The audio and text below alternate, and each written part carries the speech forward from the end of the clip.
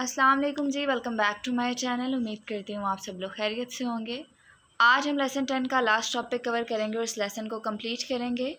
जो हमारा टॉपिक है वो बेसिकली पॉलिटिक्स से रिलेटेड है और आपने देखा होगा कि पॉलिटिक्स का जो टॉपिक है वो बार बार रिपीट हुआ है बहुत सारे लेसन्स में। अगर ये टॉपिक रिपीट हुआ है तो इट मीन्स एग्ज़ाम के पॉइंट ऑफ व्यू से भी ये टॉपिक थोड़ा इंपॉर्टेंट है, तो आपने इस पर टेंशन देना है।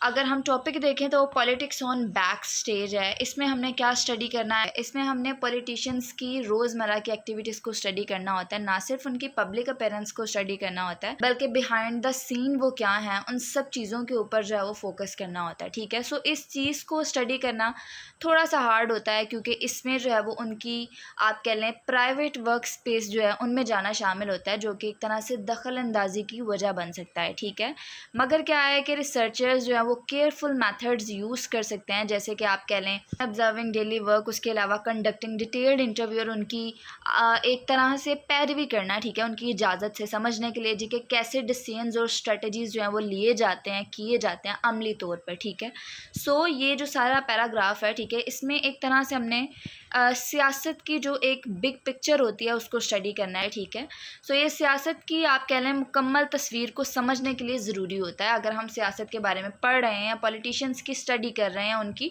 डेली लाइफ या एवरीडे लाइफ में उनकी कन्वर्सेशन को देखना चाह रहे हैं, ठीक है, तो उसके लिए मुकम्मल पिक्चर जो है उसको समझना बहुत ज़्यादा ज़रूरी है। ठीक है, इससे हट करके जो अवाम में दिखाई जाती है, ठीक है, क्योंकि अवाम में वो डिफरेंट तरह से अपना रोल प्ले कर रहे हैं, बट अगर हम बिहाइंड द सीन देखें तो बहुत सारी चीज़ें डिफरेंट होती हैं। ठीक है, इस पैराग्राफ में यहाँ पर जो बेसिक एम है वो ये है कि ये प्रोवाइड करता है कंप्लीट पिक्चर ऑफ पॉलिटिक्स। ठीक है, उसके अलावा अगर हम मूव करें नेक्स्ट, हमारी हाईलाइटेड लाइंस जो हैं, ये जो पहले वाले दो पैराग्राफ्स हैं इनका जो बेसिक मतलब था वो मैंने आपको सिंपल से वर्ड्स में बता दिया है। उसके अलावा वो आगे बताते हैं कि 4 की मेथड्स हैं, ठीक है, स्टडी करने के लिए लैंग्वेज को ऑर्गेनाइजेशन में, जो कि क्या हैं, एक हमारे पास यहाँ पर एथनो मैथडोलॉजी है, दूसरा कन्वर्सेशनल एनालिसिस है, तीसरा हमारे पास सोशल लिंग्विस्टिक एनालिसिस है और चौथा हमारे पास CDA क्रिटिकल डिस्कोर्स एनालिसिस है। ठीक है, वन बाय वन हम सबको स्टडी करेंगे। अगर हम एथनो मैथडोलॉजी को देखें, ठीक है, तो इसमें क्या होता है, इसमें फोकस करना उन कंडीशंस पर जहां एक्शंस की ज़रूरत को जो है वो देखा जाता है एज मीनिंगफुल, ठीक है, एक्सेप्टेड,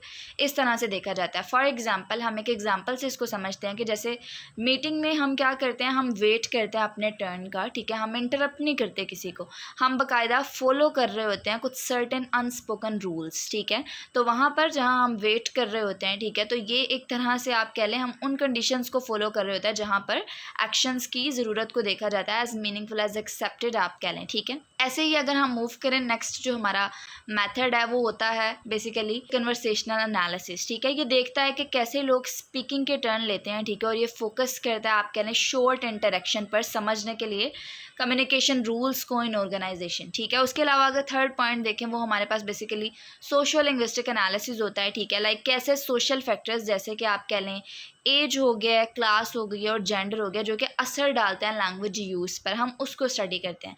उसके अलावा यहाँ पर उन्होंने फोर्थ पॉइंट हमें इंटरेक्शनल सोशल लिंग्विस्टिक्स का दिया हुआ है। ठीक है, हम CDA भी पढ़ेंगे, लेकिन अगर इंटरेक्शनल सोशल लिंग्विस्टिक्स की बात की जाए तो ये स्टडी करता है कि कैसे लोग यूज़ करते हैं लैंग्वेज को सोशल इंटरेक्शन में। ये फोकस करता है कॉन्टेक्स्ट पर, जैसे कि आप कह लें दो लोग हैं वो डिफरेंट बात कर रहे हैं मीटिंग में, ठीक है, देन कैजुअल कन्वर्सेशन। ये जो है वो बेसिकली स्टडी करता है स्टेज को, जो ये आता है कि कैजुअल कन्वर्सेशन में हम डिफरेंट तरह से है, मीटिंग में हम डिफरेंट तरह से है। और अगर मैं आपको CDA के बारे में सिंपल सा बताऊँ, क्रिटिकल डिस्कोर्स एनालिसिस क्या होता है, ये एग्जामिन करता है कि कैसे जो है वो लैंग्वेज रिफ्लेक्ट करती है, शेप करती है पावर को और सोशल जो हमारा स्ट्रक्चर होता है ना उसको। जैसे कि आप कह लें बॉस अगर वर्क प्लेस पर है, ठीक है, तो वो यूज़ करेगा ज़्यादा कमांडिंग लैंग्वेज, और अगर हम एम्प्लॉय की बात करें, ठीक है, तो वो इस्तेमाल करेगा ज़्यादा पोलाइट और रिस्पेक्टफुल लैंग्वेज होगी उसको, जो कि शो करता है कि कौन पावर में है। ठीक है, तो यहाँ पर जो क्रिटिकल डिस्कोर्स एनालिसिस है ना वो इस चीज़ को जो है वो स्टडी करता है।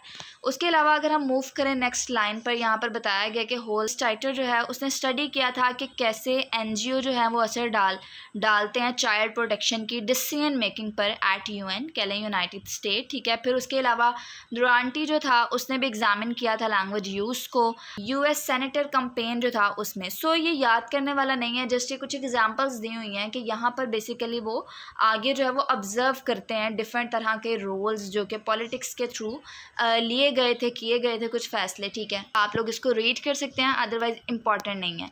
लास्ट पर यहाँ पर प्रैग्मेटिक लिंग्विस्टिक एक्सपर्टीज़ की अगर बात की जाए तो वो लास्ट पर जस्ट ये बताते हैं कि एवरीडे पॉलिटिकल इंटरेक्शन में समझना प्रैक्टिकल लिंग्विस्टिक स्किल को बहुत ही ज़्यादा क्रूशियल है, इंपॉर्टेंट है। सो जो मेन चीज़ें थी वो ऊपर 4 पॉइंट्स थे, और उसके अलावा थोड़ा सा इंट्रोडक्शन था जो कि मैंने आपको दे दिया, जस्ट वही इंपॉर्टेंट है। उसके अलावा अगर हम मूव करें नेक्स्ट टॉपिक पर, डिस्कोर्स हिस्टोरिकल अप्रोच है। अगर इसकी बात की जाए तो ये एक वे है स्टडी करने का कि कैसे लैंग्वेज असर डालती है और रिफ्लेक्ट करती है पावर डायनामिक्स को सोसाइटी में, ठीक है। मिसाल के तौर पर पॉलिटिशियंस हैं, वो यूज़ करते हैं स्पेसिफिक लैंग्वेज को ड्यूरिंग अ स्पीच अपने कन्वर्सेशनल टॉपिक को फ्रेम करने के लिए, ठीक है।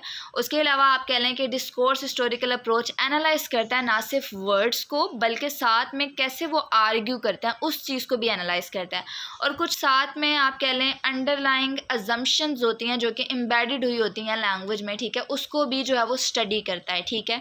सो यहाँ पर बेसिकली आप कह लें कि एक पॉलिटिशियन है, ठीक है, वो स्पीच देता है अबाउट इमिग्रेशन, ठीक है। तो इसमें क्या होगा कि डीएचए एनालाइज करेगा, DHA basically discourse historical approach, तो इसमें डीएचए जो है वो एनालाइज करेगा द टॉपिक डिस्कस्ड, जो टॉपिक है फॉर एग्जांपल इमिग्रेशन का टॉपिक है, ठीक है, और जो आर्ग्यूमेंट वो यूज्ड कर रहे हैं उसमें, ठीक है, उसको करेगा, और साथ ही साथ थर्ड पे वो अंडरलाइंग अजम्पशन जो बुनियादी उनके आप कह लें पॉइंट्स डाल रहे हैं, ठीक है, उसको भी ये नोट डाउन करेगा, उसको भी ये ऑब्जर्व करेगा। तो ये 3 चीज़ें हैं जिसको ये ऑब्जर्व करता है। ये मदद करता है समझने में कि कैसे पॉलिटिशियन लैंग्वेज असर डालती है पब्लिक ओपिनियंस और पावर डायनामिक्स पर ऑन द इशू आप कह लें, ठीक है।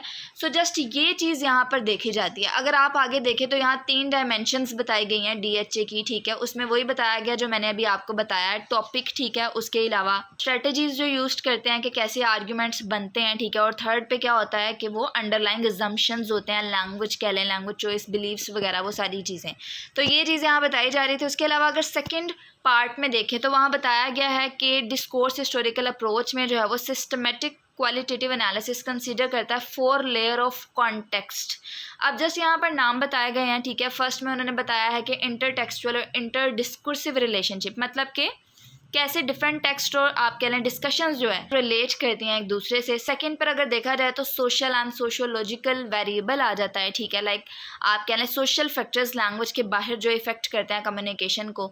उसके अलावा थर्ड पर history and archaeology of text and organisation आ जाता है, लाइक यहाँ पर क्या होता है कि हिस्टोरिकल डेवलपमेंट और ऑर्गेनाइजेशन टेक्स्ट की वो मैटर करती है। और फोर्थ पॉइंट पे क्या है, institutional frame of the specific context of a situation, like यहाँ पर इंस्टीट्यूशनल कॉन्टेक्स्ट भी आप कह सकते हैं, लाइक स्पेसिफिक सेटिंग जहां लैंग्वेज यूज होती है, ठीक है। तो ये हमारा बेसिक कॉन्सेप्ट था, आप लोगों को सिंपल वर्ड्स में बताने की कोशिश किया ताकि आप लोगों को समझ आ सके, कन्फ्यूजन ना क्रिएट हो सके। ये जो लास्ट वाला पार्ट है इसको आप छोड़ सकते हैं क्योंकि इसको स्टडी करेंगे तो ये और ज़्यादा कन्फ्यूजन क्रिएट करेगा, बिकॉज पॉलिटिक्स से रिलेटेड कुछ भी आ रहा है तो वो थोड़ी सी चीज़ें ना डिफ़िकल्ट हैं, ट्रिकी सी हैं, तो इस वजह से इस पार्ट को आप छोड़ सकते हैं। बाकी जो ऊपर 2 चीज़ें आपको बताई हैं वो बहुत ज़्यादा इंपॉर्टेंट है, उनको आप लोगों ने एक दफ़ा लाजमी रीड करना है, बिकॉज रीड करने से ही मेमोरी में कोई चीज़ फिट होती है, अदरवाइज़ वो निकल जाती है। उसके अलावा अगर हम मूव करें नेक्स्ट टॉपिक पर जो कि है politics as usual perspectives and limitation, इसमें जस्ट एक पर्सपेक्टिव बताया गया है, वो आप लोगों को सिंपल वर्ड्स में एक्सप्लेन कर देती हूँ कि वो बताते हैं कि पॉलिटिक्स एज यूजुअल मतलब कि लोग सोचते हैं कि पॉलिटिशियंस जो हैं वो हैंडल करते हैं